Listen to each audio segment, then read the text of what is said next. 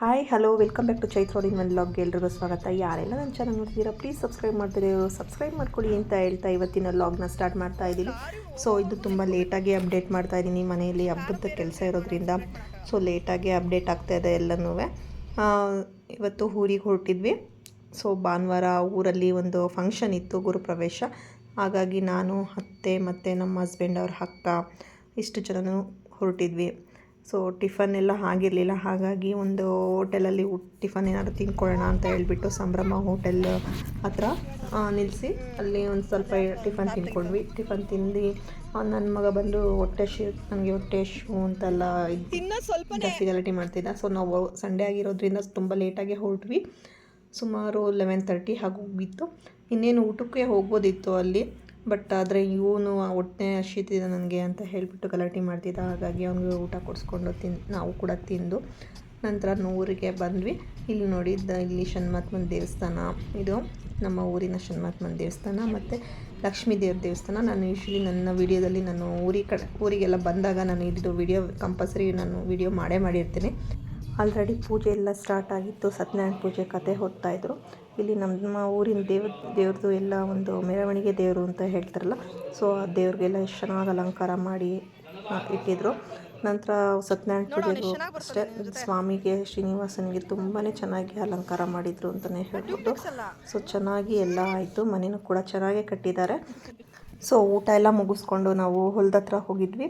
ಹೊಲದತ್ರ ಹೋಗೋಕ್ಕಿಂತ ಮುಂಚೆ ಮನೆಯೆಲ್ಲ ನೋಡಿರಲಿಲ್ಲ, ಒಂದು ಮನೆಯೆಲ್ಲ ನೋಡಿ ಮತ್ತು ಎಲ್ಲ ಫ್ಯಾಮಿಲಿ ಫೋಟೋಸ್ನೆಲ್ಲ ತೊಗೊಂಡು ಹೊರಡೋ ಟೈಮಿಗೆ ನಾವು ಹೊರಡೋ ಟೈಮಿಗೆ ಸಿ ಬಾಲಕೃಷ್ಣ ಅವರು ಬಂದರು, ಶಾಸಕರು.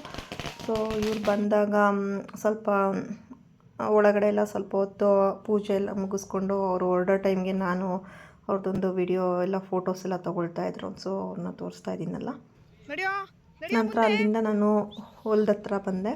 ಆಲ್ರೆಡಿ ಮಗ ಅಂಬ್ರೆಲಾ ತೊಗೊಂಡು ಬಂದಿದ್ದ. ಅಂಬ್ರೆಲಾ ಬೇಕು ಅಂತಲೇ ಅವ್ನು ತೊಗೊಂಡು ಬಂದಿದ್ದ. ತುಂಬ ಮಳೆ ಬಂದುಬಿಟ್ರೆ ಮತ್ತು ಬಿಸಿಲಿದೆ ಅಂತ ಹೇಳಿಬಿಟ್ಟು ತೊಗೊಂಡು ಬಂದಿದ್ದ. ಅದು ಇವಾಗ ಹೊಸ್ದಾಗಿರೋದ್ರಿಂದ ಸ್ವಲ್ಪ ದಿವಸ ಅವನ ಜೊತೆನೇ ಇರುತ್ತೆ. ಟೊಮೆಟೊ ಗಿಡ ನೋಡಿ, ಟೊಮೆಟೊ ಗಿಡ ಲಾಸ್ಟ್ ಟೈಮ್ ನಿಮಗೆಲ್ಲ ತೋರಿಸಿರ್ತೀನಿ, ನಾನು ವೀಡಿಯೋದಲ್ಲಿ ನೋಡಿರೋರಿಗೆಲ್ಲ ಗೊತ್ತಿರುತ್ತೆ. ಟೊಮೆಟೊ ಗಿಡ ಎಷ್ಟು ಚೆನ್ನಾಗಿತ್ತು. ಇವಾಗೆಲ್ಲ ಫುಲ್ಲು ಕಟ್ ಮಾಡ್ತಿದ್ದಾರೆ. ಅದಕ್ಕೆ ಆ ಟೊಮೆಟೊಸ್ನೆಲ್ಲ ನಾವು ಸ್ವಲ್ಪ ಎಲ್ಲ ಕಿತ್ಕೊಳ್ಳೋಣ ಅಂತ ಹೇಳಿಬಿಟ್ಟು ನಾನು, ಅತ್ತೆ ಮತ್ತು ನಮ್ಮ ಅಕ್ಕ ಎಲ್ಲರೂ ಕಿತ್ಕೊಂಡ್ವಿ. ಸ್ವಲ್ಪ ತುಂಬಾ ಇತ್ತು, ತುಂಬಾ ಅದೆಲ್ಲ ಕಟ್ ಮಾಡಿದ್ಮೇಲೆ ಎಲ್ಲ ಗೊಬ್ಬರ ಆಗುತ್ತೆ ಅಂತ ಎಲ್ಲ ಹೇಳಿಬಿಟ್ಟು ಕಟ್ ಮಾಡಿಬಿಡ್ತಾರೆ, ಬಿಟ್ಬಿಡ್ತಾರೆ. ನಾವು ಬೇರೆ ಸೀರೆ ಎಲ್ಲ ವೈಟು ಮತ್ತು ಉಟ್ಕೊಂಡು ಹೋಗಿದ್ದರಿಂದ ಫಂಕ್ಷನ್ಸ್ಗೆ ಅಂತ ಹೋಗಿದ್ದು. ಬಟ್ ಟೊಮೆಟೊ ಕಿತ್ಕೊಂಬರ್ಬೇಕು ಅಂತ ಅಂದ್ಕೊಂಡಿದ್ವಿ, ಬಟ್ ಅಷ್ಟೊಂದು ಕಿತ್ಕೊಂಬರ್ತೀವಿ ಅಂತ ಅಂದ್ಕೊಂಡಿಲ್ಲ ನಾವು. ಇಷ್ಟೊಂದೆಲ್ಲ ವೇಸ್ಟ್ ಆಗುತ್ತಲ್ಲ, ಯಾರಿಗಾರು ಕೊಡೋಣ ಅಂತ ಹೇಳಿಬಿಟ್ಟು ಒಂದಷ್ಟು ಟೊಮೆಟೊಸ್ ಕಿತ್ಕೊಂಡ್ವಿ.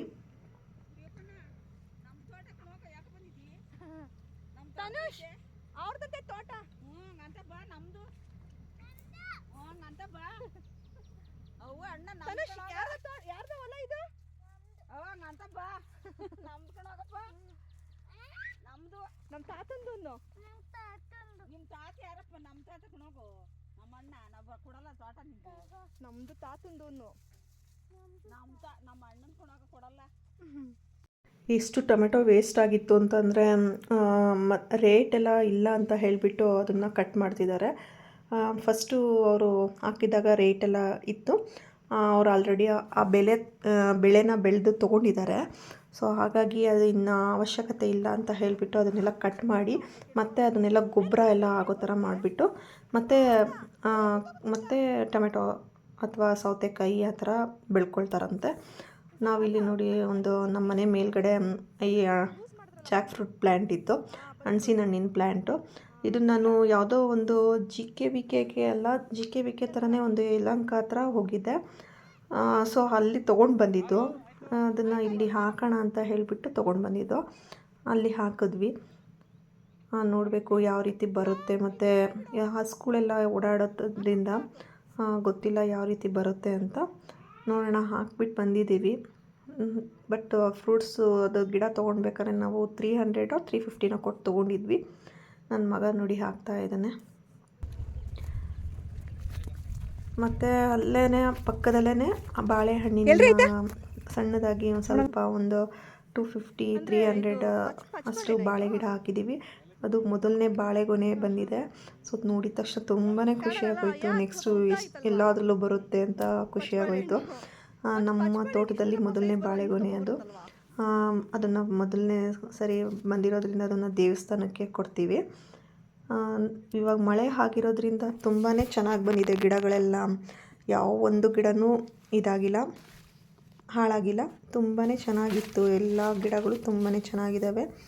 ಅಡಿಕೆ ಗಿಡ ಕೂಡ ಅಷ್ಟೇ ಇವಾಗ ಎಲ್ಲ ಮಳೆ ಆಗಿರೋದ್ರಿಂದ ತುಂಬ ಚೆನ್ನಾಗಿ ಬರ್ತಾ ಇದೆ.